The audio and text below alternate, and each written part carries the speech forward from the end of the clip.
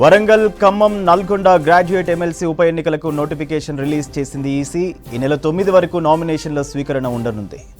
నల్గొండ జిల్లా కలెక్టరేట్లో నామినేషన్లను స్వీకరించనున్నారు అధికారులు. 10న పరిశీలన, విత్డ్రాకు 13 వరకు ఛాన్స్ ఉంది. ఇక ఈ నెల 27న పోలింగ్ జరగనుంది. జూన్ 5న ఫలితాలు వెలువడనున్నాయి. గత ఎన్నికల్లో ఎమ్మెల్సీగా విజయం సాధించిన పల్లా రాజేశ్వర్ రెడ్డి గతేడాది డిసెంబర్లో జరిగిన అసెంబ్లీ ఎన్నికల్లో జనగామ ఎమ్మెల్యేగా ఎన్నికయ్యారు. దీంతో తన ఎమ్మెల్సీ పదవికి రాజీనామా చేశారు. ఈ నేపథ్యంలో ఖమ్మం, వరంగల్, నల్గొండ పట్టభద్రుల నియోజకవర్గానికి ఉప ఎన్నిక అనివార్యమైంది.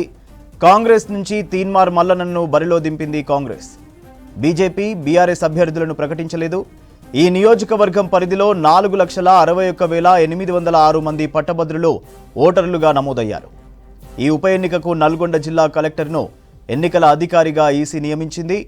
పోటీ చేయాలన్న అభ్యర్థులు నల్గొండ కలెక్టరేట్లో నామినేషన్లు సమర్పించాలి.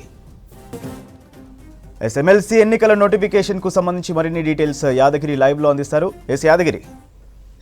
సూర్య, కొద్దిసేపటి క్రితమే నల్గొండ, ఖమ్మం, వరంగల్ ఈ ఎమ్మెల్సీ గ్రాడ్యుయేట్ ఎలక్షన్ సంబంధించి, బై ఎలక్షన్కి సంబంధించి నోటిఫికేషన్ విడుదలైంది. అయితే ఈ నెల 9 వరకు నామినేషన్లు వేసుకునే విధంగా ఈ నోటిఫికేషన్లో పేర్కొన్నారు. ఇక 10న ఎవరైతే నామినేషన్లు వేశారో దానికి సంబంధించి స్క్రూటినీ ఉంటుంది. 10న స్క్రూటినీ ఉంటుంది. 13 వరకు ఎవరైనా విత్డ్రా చేసుకునేందుకు అవకాశం కల్పించేందుకు ఈ నెల 13న విత్డ్రా చేసుకునేంత వరకు కూడా అవకాశం కల్పించారు. ఇక ఈ నెల 27న ఎలక్షన్ ఉంటున్నాయి. వచ్చే నెల 5న దీనికి సంబంధించిన కౌంటింగ్ ఉంటుంది. అదే రోజు రిజల్ట్స్ కూడా ఉంటాయి. ఇది ఈ నల్గొండ, ఖమ్మం, వరంగల్ ఈ గ్రాడ్యుయేట్ బై ఎలక్షన్కి సంబంధించిన షెడ్యూల్.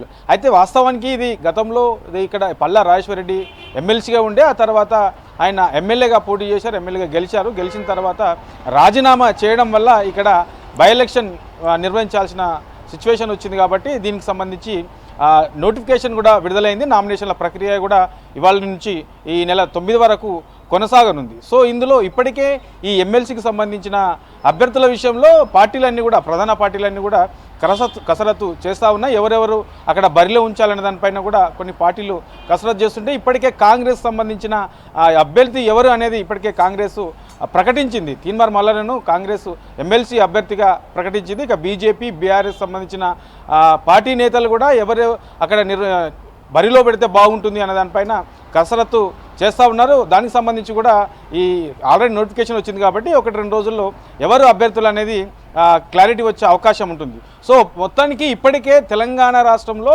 ఎంపీ ఎలక్షన్కి సంబంధించి అంత హాట్ టాపిక్ జరిగింది.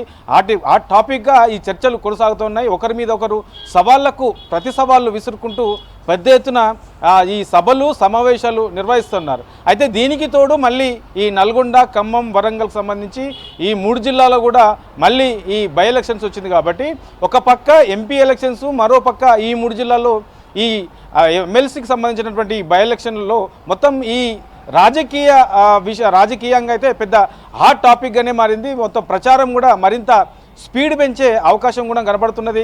ఇక రాజకీయ నేతల మధ్య ఒకరి మీద ఒకరు మాట్లాడుతూ, ఒకరి మీద ఒకరు సవాళ్లు విసురుతూ ఇది మరింత వేడెక్కే అవకాశం అయితే కనబడుతున్నది. ఇక ఎంపీ ఎలక్షన్ సంబంధించి 4న రిజల్ట్స్ వస్తూ ఉన్నాయి. దీనికి సంబంధించి ఈ ఎమ్మెల్సీకి సంబంధించి ఒకరోజు తర్వాత అంటే 5న రిజల్ట్స్ రాబోతున్నాయి. కాబట్టి ఈ 2 ఎలక్షన్కి సంబంధించి రాష్ట్రంలో ఈ ఎన్నికల వేడి మరింత ఎక్కువగా ఉండే అవకాశం అయితే కనబడుతూ ఉన్నది. అయితే ఇప్పటికే దీనికి సంబంధించి ఎలక్షన్ కమిషన్ కూడా అన్ని ఏర్పాట్లు అయితే చేస్తూ ఉన్నది. ఎందుకంటే ఎండలు రోజు రోజుకు బాగా పెరిగిపోతూ ఉన్నాయి. సో మధ్యాహ్నం టైంలో అయితే బయటికి రాని సిచ్యువేషన్ ఇప్పుడున్నటువంటి పరిస్థితిలో ఉంది. సో ఒక్కొక్క జిల్లాలో 45 డిగ్రీలకు పైగా ఈ ఎండ వేడి బాగా ఉన్నది. కాబట్టి సో ఎలక్షన్ టైంలో ప్రచారాల విషయంలో కానీ, బయటికి జనాలు వచ్చే విషయంలో కానీ కొంత జాగ్రత్తలు తీసుకోవాల్సిన అవసరం అయితే కనబడతా ఉన్నది. ఇక ఎలక్షన్ రోజు ఓటేసేందుకు వచ్చేటువంటి ఓటర్ల కోసం ఎలక్షన్ కమిషన్ కూడా అన్ని ఏర్పాట్లు చేస్తుంది. ఇప్పటికే ప్రతి పోలింగ్ కేంద్రంల దగ్గర కూడా ఎక్కడ